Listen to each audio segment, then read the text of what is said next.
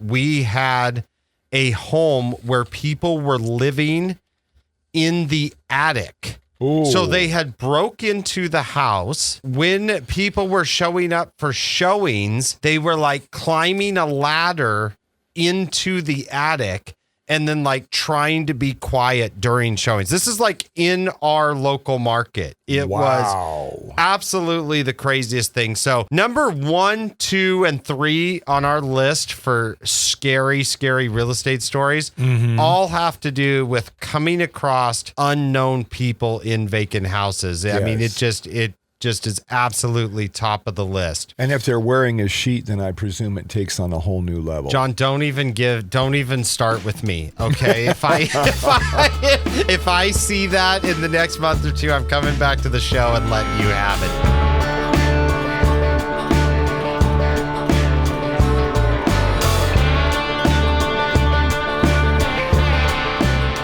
So a lot of these scary real estate stories have to do with something being in a house that you were not expecting. And I got to tell you, from a safety perspective, probably one of the scariest things to encounter is the feeling of when you are in someone else's house and there is a person in that house that you do not know about. Like there's supposed to be anybody. So David Price from our team submitted a story, and this one gets me on a number of levels, but is very scary. So he was out showing a $1.2 million home. And they got in the house, and they had been in the house for about 10 minutes, looked around. Now, this was an occupied home that they had to make an appointment for. And they get to the showing of the primary bedroom. They're walking around. They're checking out the primary bath. There's a closed door in there. They open the door to the primary closet, and he sees a person crouched down in the corner, hiding behind a laundry basket. Wow. And he said immediately slams shut the door, yells at his clients, and they bolt out of the house. Like, freaked out, right? Like, they don't know what's going on in that situation. Apparently, the person didn't say anything. So when he got outside, he called the listing agent to let her know what was going on. Well, she found out that someone in this house had been renting a room, and they were working remotely. Well, they had a work emergency, like they had made a huge mistake on a project the day before. And so they couldn't leave for when the showing was scheduled. So instead of, I don't know who makes these decisions, but instead of just saying like, hey, I've got a work emergency, here's the office, and then I got to close the door and keep working. Instead, they chose to hide with their phone and not say anything. And just, I mean, you should have seen when the agent was telling me this story, just absolutely scarred, because of this. So why I say it's like one of the scariest things that can happen is because, I mean, we know about home safety, right? Like, and so when someone breaks into someone else's home, like there's bad news stories about this everywhere. Like when you're in someone's home and you're not supposed to be, usually that situation does not end well. No. And so I personally years ago had this exact same experience. Well, it was a little bit different because the house I was touring was listed as vacant. So I'm with clients. The house is listed as vacant. And so when a house is listed as vacant and you get in it, you tend to kind of let your guard down because you're not expecting to find surprises. And so we're in this house. We're showing it. We're in the kitchen, same type of thing. I'm walking down the hallway. I open a door, and there is nothing in this bedroom but one bed. Like it wasn't even against the wall in the middle of the room, and there's a person sleeping in this bed. I slam the door shut and I'm like waving at the clients. I'm like, out. And so I mean, we jet out of there so fast, and you're just like freaked out, and you're like, what is going on? And you don't know if like someone broke into the house or what the situation is. And so once again, in that situation, I called the listing agent, and she's like, I have no idea that is supposed to be vacant. She calls the sellers, and they're like, oh my gosh, we hadn't had a showing in like a week or two. Mm-hmm. We had a friend that was coming through and needed a place to stay for like 2 days. And so we let them stay there, and we forgot to call you and tell you. And so when someone's asleep and you come across them and you don't know, I mean, it is just the scariest feeling that you can absolutely have. And so it was fun as we started to collect these stories from our agents and go through it. The common theme was coming across unexpected people in a house, and just kind of going on that theme. The other scariest one that we had at one point was we had a home where people were living in the attic. Ooh. So they had broke into the house. Then when people were showing up for showings, they were like climbing a ladder into the attic and then like trying to be quiet during showings. This is like in our local market. It was absolutely the craziest thing. So number 1, 2, and 3 on our list for scary real estate stories all have to do with coming across unknown people in vacant houses. Yes. I mean, it just is absolutely top of the list. And if they're wearing a sheet, then I presume it takes on a whole new level. John, don't even start with me. Okay. If I see that in the next month or two, I'm coming back to the show and letting you have it. So yeah, that would not be good at all. Probably one of the scariest things that can happen, and that I've seen happen. I've helped actually consult somebody that got themselves into a pickle on a deal like this, is probably one of the scariest things that can happen in real estate is that you sell your house twice. Yep. And so it's actually, well, how do I phrase this? Never mind. There's not a good way to phrase it. It's actually pretty difficult to do. Like it's pretty stupid if you actually do it. Like that is, it probably happens more than it should, but this is like the number one real estate, like big no-no. And when it happens, the reasons it's so scary is because of the liability that it causes for the seller and those that are involved in that situation. So somebody might ask, well, Lance, how could this happen? Well, here's in general what happens in these situations. And a lot of times people don't know this. You get an offer on a house, you're considering it, and then you decide, well, there's a few terms we need to change. Let's make a counter offer. Okay. So you change some terms on your counter offer and you send it back to the other folks. Generally, there's a 2-day time period, like standard contract language, unless you change it. There's a 2-day time period that the buyer has to consider your counteroffer. There's a lot of things they could do. They could make changes, counteroffer again. But what they could do is they could sign it and accept it as is. And then once they give notice back to the seller, you are under contract. You now have a mutually accepted contract that both parties have to abide by the terms. So in the meantime, what I've seen happen in those situations is seller puts out a counteroffer. All of a sudden, buyer number 2 comes along and they write a full price, great offer. And what does the seller say? The seller says, this is way better than the counteroffer that we sent that other party. Let's just accept this offer. It's exactly what we wanted. Let's accept it. So I have seen people make the mistake, new agents that don't know what they're doing, or think people that don't know better or don't get the right advice. They are like, well, let's accept it. And then let's withdraw that other, you can withdraw your counteroffer. Okay. Well, I've seen within minutes of each other, that is the wrong order of operations to say what I just said. Let's accept the second offer and then withdraw. No. What you must do and confirm is that you withdraw the counteroffer first. because I've seen what happens in situations. I've seen people, they got excited, they accepted the second offer, and then before they could, like why they were signing that second offer, and they sent it back to the other agent, so there was notice. Before they could send their withdrawal of counteroffer, and it just takes an email to the right email addresses in the state of Washington, before they could send the withdrawal of counteroffer, ding, ding, ding, an email came into their inbox, full acceptance of the counteroffer. Oh. So now they have 2 ratified contracts for the same house. Who gets to buy it? So now you have 2 buyers out there. They're opening escrow.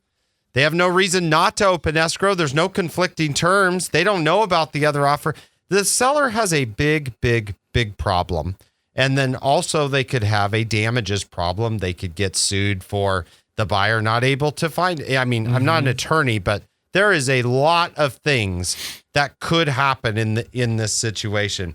And it is a very scary, scary situation to be in. The particular instance that I was helping consult on, because I'm in a mastermind of agents all across the country, and some states this is easier to happen in than others. They were able to get out of that situation, but it was like 5 days where that other agent was not sleeping because they were very, very lucky that one of the buyers did the home inspection. They let both continue with their contract. One of the buyers did the home inspection and found major, major things that they felt like were wrong and requested a huge list of items that the seller said no to, and then that contract fell apart. Okay. But that is a risky, risky proposition that involved lots of attorneys with lots of advice that I can't talk about because I'm not licensed to. But I can tell you, I've been a fly on the wall for those conversations. It makes my skin crawl. It's so scary in real estate. You sold your house twice? Yeah. So we are always very, very careful about withdrawals of counteroffers, making sure there's no live offers out there before anybody deals or works with situations. And different states are different. There's actually an addendum I've seen in other states that allows, so in Washington, we don't have an approved addendum with the Association of Realtors that we can do this with. But in other states, you can make multiple counteroffers at the same time. And it's like a horse race to the first person that returns a ratified contract negates the other contracts. Ooh. Like in these addendums I've seen written, but it does not work that way. From legal counsel told me in Washington, it does not work that exact same way. And that just scares, I mean, maybe it's because I've talked to attorneys here in Washington. It just, I'm like, when I talk to these agents, I'm like, you do what? Like that is like the scariest thing I can imagine. So that's a crazy one. A scary, scary real estate story. The next one that we had on the list was that, and this happens sometimes, and it is kind of scary, but we have had a number of sellers that have passed away and died during a transaction. And that's always a scary situation, right? For a lot of people in the transaction. Number one, it's scary to get that phone call when you know, that's a client and somebody you've represented and cared about. So that's a scary situation. And then you now have a contract legal situation to work out with the buyer of that. And then will the heirs want to have the same thing happen to that property that now they'll be in control of? And so it immediately becomes scary because you're dealing with people that won't close on time. Yes. You're dealing with the uncertainty of a buyer that doesn't know if they're going to get the property. And then a lot of times sometimes the heirs, like they really wanted this transaction to go through, like the person that was selling it, when I've seen this happen and they're in bad health, they were trying to clean things up before they knew they made it the problem of their family members. So then you have heirs like they really want the transaction to go through, but weren't legally prepared with the right steps. So as scary as that is, we have a long list of attorneys in that situation. We normally get attorneys involved. There's probate. There's steps that we can take that we've been through to help people in that situation, try to make it as easy as possible, because it is a very, very scary situation. The last one that I had today that I thought was an interesting one that came out of making sure you know which property you actually own. This comes from an agent out of Arizona. They sent me this story, and this was back in the housing bust of 2010, 2011. What you had down in Arizona happen is you had large tracts of vacant subdivisions that did not get developed out. I mean, hundreds and hundreds and hundreds of lots. Mm-hmm. And a lot of times those got foreclosed on by the banks that were financing those projects and then remarketed and put on the market. So I had an agent and he sold a lot. And then those lots came back on the market at a very, very discounted rate. And they sold quick when they did, because previously they had been listed at like $100,000 per lot. But then when they came back on the market, they were like $40,000 a lot after the foreclosure. And so I had an agent and he said, I sold a builder a lot in one of these subdivisions that's hundreds of lots. And he called me about 4 months later and said, hey, you got to come see. I've got the house framed up and you got to come check it out. It's looking great. I want you to see when I'm done, what you think you can sell it for. Mm-hmm. And so this agent went out there and he pulled up to the lot and just something didn't seem right to him. And he was just kind of scratching his head and he was like, this just doesn't feel right.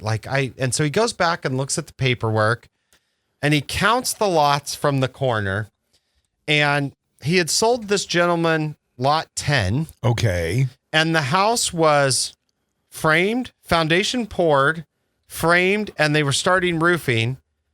And when he counted, in his mind, it appeared that they were doing all of that on lot 9. Oh. And so this builder had a house on lot 9 that he was, massively committed to and into right now. So talk about scary. The builder's freaking out.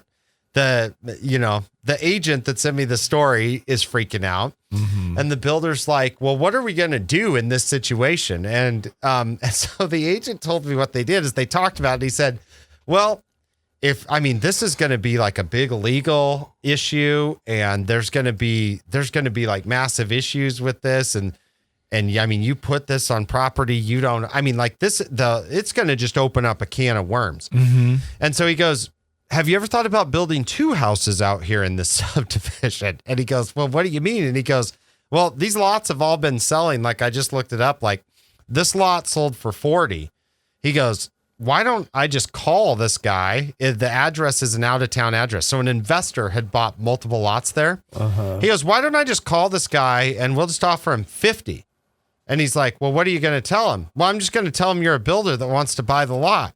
So they call this investor who lives out of town, can't come check on the property. They offer him $10,000 more than he just paid for this lot like a few months ago. Uh-huh. And he sold it to him. Oh. And they never went and told him that they had started building a house on it. Wow. They just, I don't even know how it processed, but back then there were hundreds and hundreds of these processing, and going, and I'm sure, an attorney could tell me, I'm sure there's, I don't know Arizona law. I can sell real estate in Washington and Oregon, but just in my brain, it's pretty quick to think that there's about 9 illegal things that have happened in the course of that. Or, at the end, I think gray for sure in that situation. So I am super glad that I was not involved in that transaction and I just got this story emailed to me.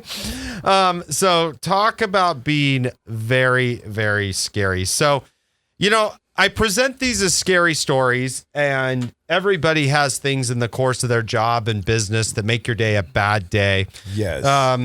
For the most part, what we do, this is the dark side of things that we don't talk about on the radio a lot, but they're all problems that were surmountable. Like we found solutions to, and our job is different every single day. I had somebody, I'm sure I'm going to do a whole radio. I had somebody submit it. I think I've been in this business long enough. I've seen it all. I had somebody submit 2 scenarios to me from my buyer's agents this week that I've never seen before. And we figured out a solution and moved forward, but I'm still shocked that that's the case. And it makes for great podcasting and radio, McKay. Yes. But we like to solve these problems. So if a big problem like this does come up and you're unsure what to do, likely I've talked to somebody or had the experience, go to kenmoreteam.com, shoot me a message, send me a text. We would love to help solve some of those scary problems in real estate. And we'll be right back here next week.